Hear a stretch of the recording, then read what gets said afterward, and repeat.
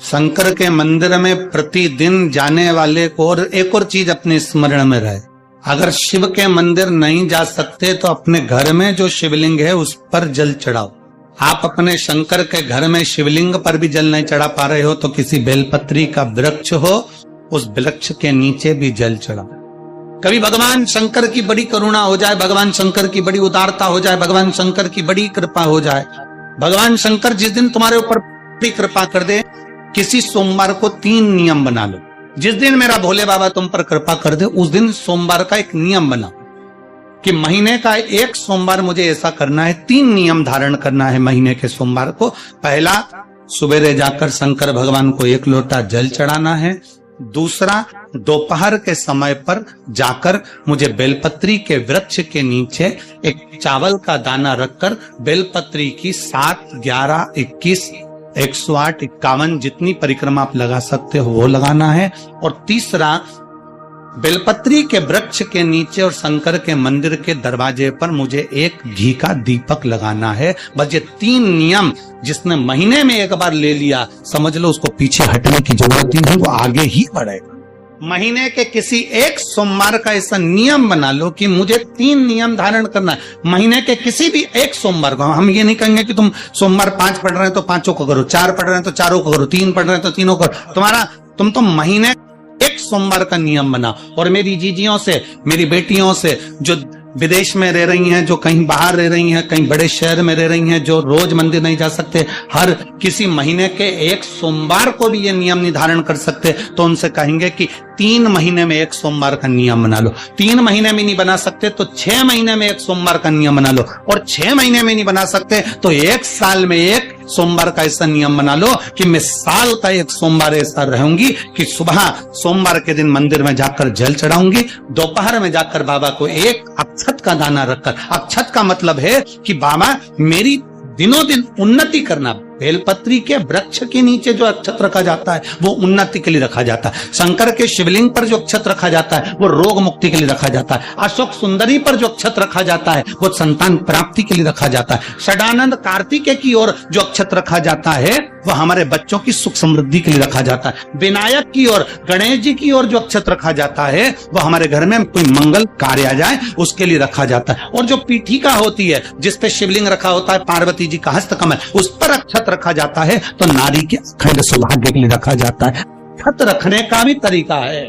एक चावल का दाना कहाँ रखा जाता है, क्यों रखा जाता है, कैसे रखा। अब कई लोग कहते हैं गुरुजी ये शिव महापुराण में आप ये नियम बताते हो, तरीका बताते हो। हम तो उनसे कहेंगे डॉक्टर के पास जाओगे तो डॉक्टर भी गोली लिखकर ये नहीं कह देगा कि ये सारी गोली एक साथ खा जा। डॉक्टर भी कहेगा ये गोली सुबह खाना है, ये गोली शाम को खाना है, ये गोली दोपहर में खाना, ये गोली भूखे रहकर खाना। बोलो सही है कि गलत है। ये रात्रि को खाना खाने के बाद खा लेना, ये खाना खाने के पहले, ये नाश्ते के पहले। और सुनो, ये दवाई, ये वाली पीछे वाली जो दवाई लो ना इसको दूध से लेना, ये वाली जो दवाई लो ना इसको पानी से लेना। और सुनो, ये डब्बी है इसको पानी में मिलाकर फिर पीना। दवाई लेने का भी तरीका है, उसी तरह शिव महापुराण में एक का भी तरीका है, लेकिन बेलपत्री का भी तरीका है।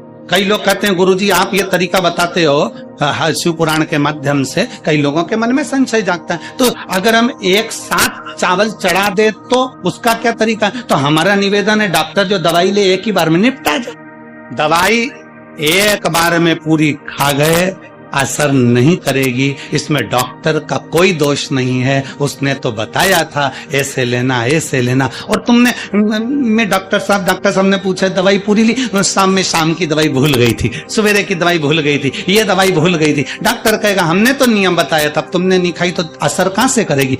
तुम असर कब करती है? जब हम पूजन के तरीके को जान जाएं, जब हम अर्चना के तरीके को जाएं। आप साल भर का एक सोमवार निकाल लो, 6 महीने का एक सोमवार निकाल लो, 3 महीने का एक सोमवार निकाल लो, महीने का एक सोमवार निकाल लो। अपने से दिल में बन जाए तो एक सोमवार ऐसा निकालो जिसके 3 नियम धारण हो। पहला, उसी सोमवार जिसको कर रहे हो उस दिन सुबह जल चढ़ाना। दूसरे, दोपहर के समय पर जाकर बेलपत्री के वृक्ष के नीचे एक चावल का दाना रखना। और परिक्रमा बेलपत्र की जितनी तुमसे बन जाए, जितनी तुम्हारे शरीर की कैपेसिटी। हम तो ये भी नहीं कहते कि तुम भूखे रहकर भगवान का भजन करो।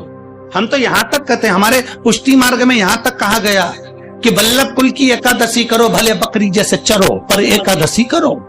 हम तो ये भी नहीं कहते कि तुम व्रत बहुत भारी करो, तुम व्रत उपास भी बहुत बहुत टेंशन वाला करो। ना ना ना, बहुत भूखे रह रहे हो, बहुत प्यासे रह रहे हो और मालूम पड़े कि भगवान हमें मिलेगा, भगवान हमें मिलेगा। भगवान कहता है कि देख भाई, मैं भी भूखा नहीं रहता, तू भी भूखा मत रहे। मैं भी चकाचक रहता हूं, तू भी चकाचक रहे। मैं भी अपने, और भगवान शंकर तो ये भी कहते हैं कि अपना परिवार भी मत छोड़ो। मेरे पास में पार्वती भी, एक ही देवता है जो विद फैमिली मंदिर में बैठता।